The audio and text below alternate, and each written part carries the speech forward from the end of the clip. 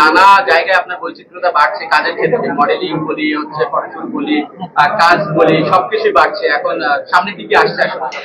আপনি যেই কথাটা বললেন যে নানা জায়গায় কাজ, আমি 2005-এ আমার পেশাগত অভিনয় জীবন শুরু করেছিলাম সিসিমপুর দিয়ে, অনেকবার বলেছি, আপনারাও সবাই জানেন। সেই 2005 থেকে আর কদিন বাদেই 20 বছর হবে।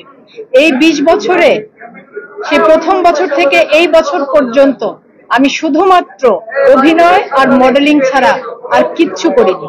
আর কোনো কাজের সাথে, কোনো কিছুর সাথে আমার কোনো যুক্ততা পাওয়া যায়নি।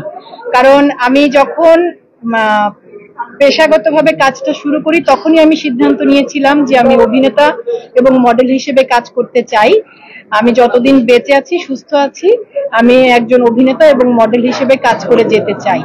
এবং এই 20 বছরের মধ্যে যেটা ঘটেছে, যে যখন আমার কাছে যে কাজের প্রস্তাব এসেছে অভিনেতা হিসেবে, কখনো মঞ্চ থেকে, কখনো টেলিভিশন থেকে, কখনো চলচ্চিত্র, কখনো ওটিটি, এবং মডেল হিসেবে স্টিল শুট বা বিজ্ঞাপন চিত্র বা ওবিসি, যখন আমার কাছে যে কাজের প্রস্তাব গুলো এসেছে, তার মধ্য থেকে যে কাজগুলোর ব্যাপারে আমি আগ্রহ বোধ করেছি সেগুলোর সাথে যুক্ত হয়েছি। এভাবেই কাজ করছি গত 20 বছর ধরে, যতদিন বেঁচে আছি এভাবেই কাজ করব। তবে এটা খুব দারুণ ব্যাপার যে আমার প্রথম কাজ সিসিমপুর, সেই কাজ থেকে শুরু করে এই 20 বছরের আমার বিভিন্ন সময়ের বিভিন্ন কাজের প্রতি, আমার প্রথম বিজ্ঞাপন চিত্র অমিতাভ রেজা চৌধুরীর গ্রামীণ ফোন, তারপরে আরেকটি বিজ্ঞাপন চিত্রে কাজ করেছিলাম আফজাল হোসেনের touch Bangla bank mobile banking, প্রথম সিনেমা তৌকির আহমেদের হালদা, তাজিদুল আওয়ালের ছিটকিনি, প্রথম ওটিটির কাজ আশফাক নিপুণের কষ্টনীর ওয়েব ফিল্ম। তো মানে বিভিন্ন সময়ে আমার বিভিন্ন কাজ, বা আমার, আপনারা জানেন যে আমি একটা সময় মাতৃত্বকালীন কারণে আমার ওজন অনেক বেড়ে গিয়েছিল। সেই ওজন কমবার পর আমাদের দেশের ডিজাইনাররা আমাকে মডেল হিসেবে, তাদের মডেল হিসেবে আমার সাথে কাজ করবার আগ্রহ প্রকাশ করেন। এবং সেই কাজ, প্রতিটি কাজের জন্যই আমি দর্শকদের যে ভালোবাসা পেয়েছি, আমার পক্ষ থেকে সবার জন্য ধন্যবাদ আর ভালোবাসা ছাড়া বলবার আর কিছু না। আচ্ছা, আমি তো ওই যে বললাম, শুরুতেই আমি সিদ্ধান্ত নিয়েছি যে অভিনয় এবং মডেলিং আমার পেশা, একই জায়গায় আমি আছি। যতদিন আমি বেঁচে আছি, বেঁচে আছি এবং সুস্থ আছি, ততদিন আমি একইভাবে কাজ করে যাব। তো এটা আমার ইচ্ছা। তো সেই কাজ কারো ভালো লাগবে, যার যেটা বেশি ভালো লাগবে সে বেশি প্রশংসা করবে, কারো ভালো লাগবে না, কারো ভালো না লাগলে সে সমালোচনা করবে।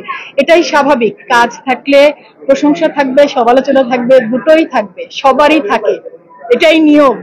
এটা না আসলে একটু কিছু জায়গায় আমাদের ব্রিজ এখনো তৈরি হয়নি।